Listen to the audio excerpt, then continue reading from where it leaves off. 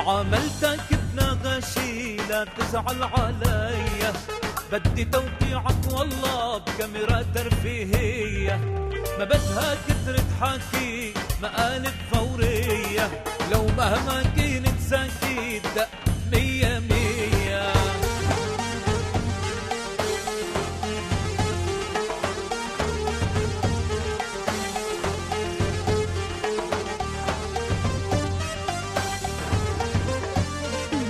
تكتكناها من الصباح سكويناها شوية، حطينا بهار وملح بطاطا مقلية، مقلبنا مقلوبتنا والطبخة هنية، صحى على اللي شرب شربوله لبنية.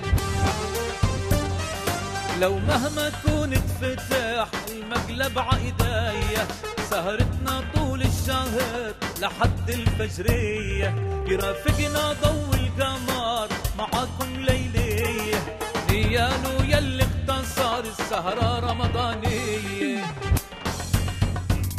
توقيعك لو سمحت.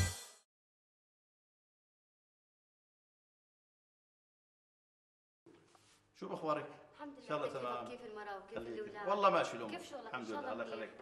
بعده بعصب عليك؟ لساته مجنني الله وكيلك. الله يخليك. الاولاد مكفي مجنني. والبطيني وين البطيني ما شفناه اليوم؟ بيجي هسه هاني هذا طرينا عنا كيفك خال ولك خالك ولك خالك مش راضي ولك. شوف هذا احنا شو هذا خالك شو طابخه يما؟ يما اسلم. طيب يما على السريع مجدره يما مجد.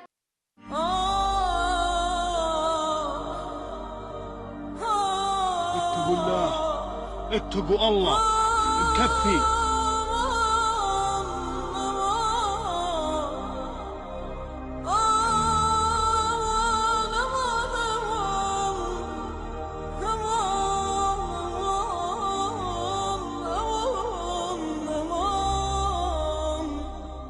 توقيعك لو سمحت. شو اخبارك؟ الحمد لله. ان شاء الله تمام. كيف الاولاد؟ والله تمام. كيف الامور؟ الحمد لله. كيف شغلك؟ ان شاء الله ماشي. ماشي المشاكل ليش خلاص؟ الراتب هو بكفي حدا الايام؟ الله يعينك. ضرايب دوشه.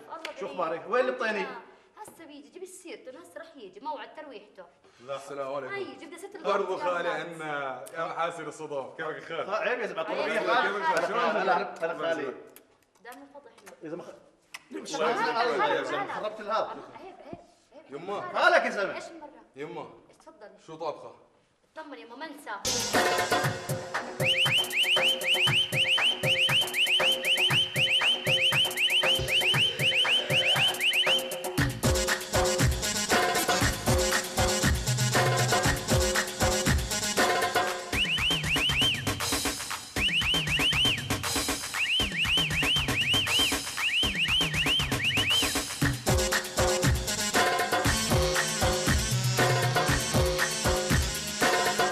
دوس القاع دوس برجلك هالقاع القاع ورق ورق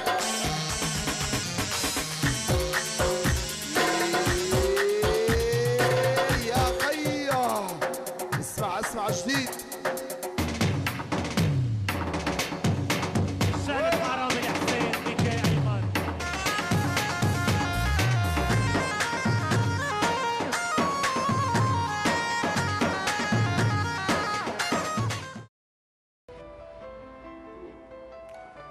مساء الخير اعزائي المشاهدين، طبعا بنحييكم واحنا الان موجودين في قاعه الليالي، انا علوج في حفله كمان ساعتين، ما لي علاقه بالعرس ولا معزوم، ولكن انا حاب احكي بهالحلقه الخاصه عن فكره الكاميرا الخفيه بالوطن العربي.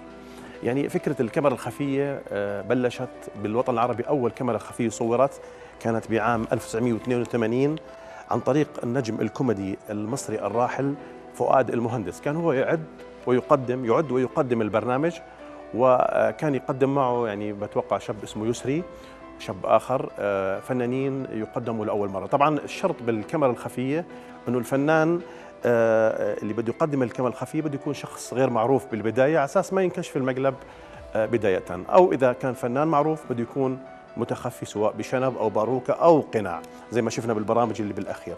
طبعا عام 82 كانت مع فؤاد المهندس. برضه تتالت ابراهيم نصر، الفنان ابراهيم نصر في سلسله زكي زكريا، مجموعه من المقالب قدمت، وكان متخفي الفنان ابراهيم نصر طبعا فنان مشهور. فؤاد المهندس قدم الكمال الخفي ولكن ما مثل فيها. مجموعه كبيره من الشباب المصريين اللي استمروا. بعدين تتالت الاحداث، تونس، الجزائر، مصر.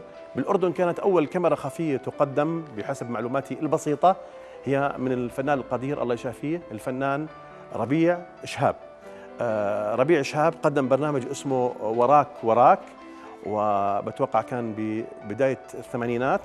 وبعديه قدم الفنان حسين طبيشات والفنان راحل محمود صايمة أيضا كاميرا خفية.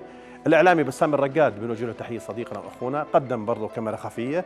نبيل كوني، مجموعة من الفنانين بالأردن، مجموعة من الشباب قدموا برامج. قنوات عراقية قدمت. تجربتنا احنا بعالم الكاميرا الخفية كانت عام 2009 برفقة الفنان القدير حيدر كفوف، أنا وصديقي وزميلي ضافي عبد الله. قدمنا الكاميرا الخفية على مدار سنوات ولا زلنا يعني نقدم. الكاميرا الخفية طبعا تحتاج إلى أفكار متجددة، تحتاج إلى يعني وجوه جديدة، تحتاج إلى يعني عدم أنانية بالطرح. الآن الفكرة الموجودة في مقلب الكاميرا الخفية مثلا بتكون الفكرة موجودة، بده يكون موجود التقنيات. يعني أنا بيعجبني مثلا بهذا فريق برنامج الكاميرا توقيع، زميلي المخرج محمد سمير الزعبي وزميلي علي الزبن بتعاونوا معي، بيساعدوني بطرح الفكرة، بيساعدوني بالمداخلات. طبعا أنا بحب يعني أشير أنه قدمت كاميرا الخفية أيضا بأثناء مسلسلات، يعني أثناء مسلسلات قدمت، يستغلوا اللوكيشن بهيك شغلات.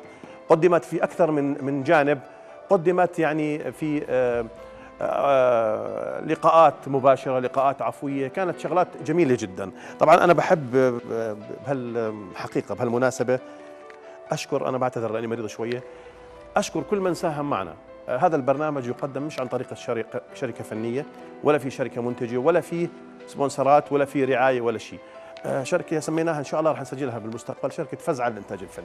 مجموعة كبيرة من الشباب من عدة محطات، من تلفزيون رسمي، من تلفزيونات خاصة. كلنا أيام الجمعة نتكاتف إنه نقدم 30 حلقة. تصور عزيزي المشاهد 30 حلقة تصور ب4 أيام تتمنتج بيومين.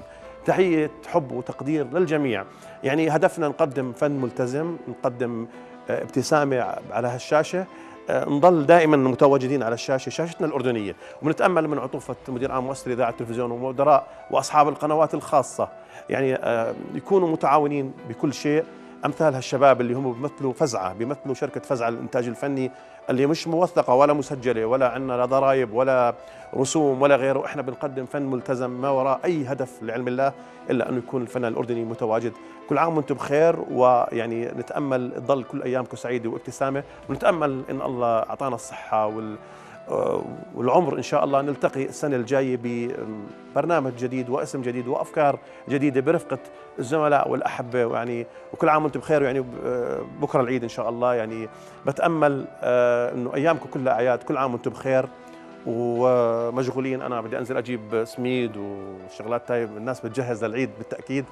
هاي تحية مرة ثانية اللي بغلبهم دائما معايا أحبائي وإخواني حقيقة، المخرج محمد سمير الزعبي، وبوجه تحية لوالده وبنهنيه بالعمرة، ولأخونا علي وللشباب والأستاذ علي الزبن الله يعطيك الصحة يعني، وظل متألق شعرا ورياضة وفنا وإبداعا.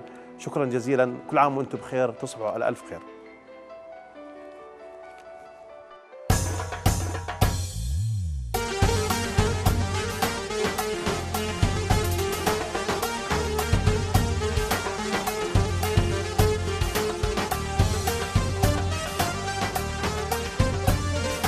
عاملتك ابن غشي لا تزعل عليا، بدي توقيعك والله بكاميرا ترفيهية، ما بدها كثرة حكي مقالب فورية، لو مهما كنت ساكت دق 100 100.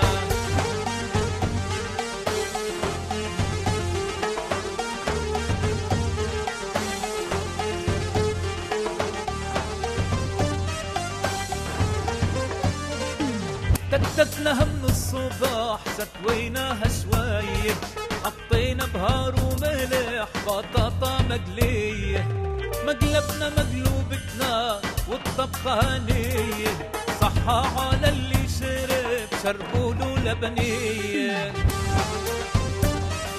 لو مهما كنت فتح المقلب عايدايه، سهرتنا طول الشهر لحد الفجرية، يرافقنا ضو